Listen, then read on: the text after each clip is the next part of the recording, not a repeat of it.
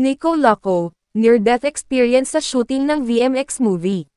Nico Loco, hinimatay at nag-seizure habang kinukunan ng isang eksena. Nico Loco suffers an injury to his head after he collapsed and had a seizure while shooting a breakdown scene for the VMX movie Collector. Trigger warning, this article contains graphic details of injury.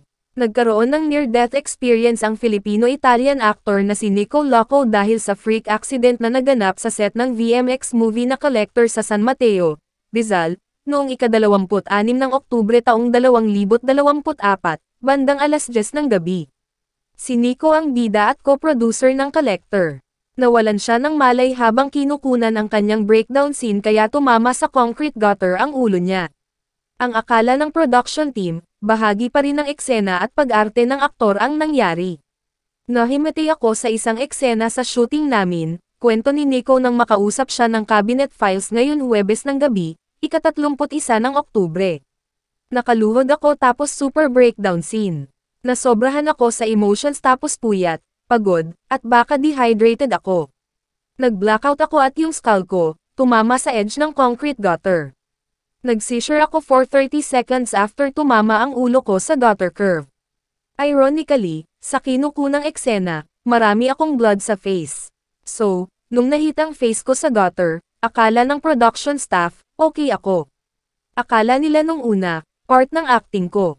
Pero nung nakita nila na nag-seizure ako, nagpanik na silang lahat. Sabi nila, "HT, hindi na acting ito." Saka once na natanggal ang blood, nakita nila ang sugat at ang impact, namamaga na ang mukha ko. Scary talaga. CT scan result. Mula sa set ng Collector sa San Mateo, Rizal, nagpunta si Nico sa Street Luke's Medical Center sa Taguig City para sumailalim sa CT scan. Muli siyang nawalan ng malay rito. Pagpapatuloy ng kwento ni Nico, hindi ako dumiretso sa emergency room kasi akala ko, okay lang ako.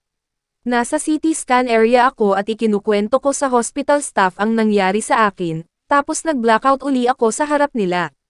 Nagpanik sila so ni-rush ako sa emergency room and I stayed over for one night sa hospital for monitoring. Ang CT scan result, walang masyadong damage, walang bleeding sa brain, pero may rupture sa front ng face ko.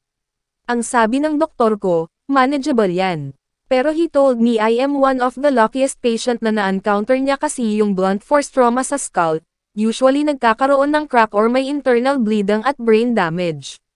Sabi niya, "Whoever guardian angel was looking over you during that time, you're super lucky na hindi ka namatay or nag-suffer ka ng brain damage, at least." Sinabi ng doktor na near-death experience ang nangyari sa akin. First time kong nahimatay sa buong buhay ko at medyo forgetful ako for the last couple of days, medyo foggy kaya pahinga muna ako buong week. Parang wake-up call for me ang nangyari. I have to watch for my health talaga. Grabe, nabahala ng husto si Nico sa naranasang freak accident sa set ng VMX movie na pinagbibidahan niya kaya nangako siya sa sarili na magiging maingat na siya.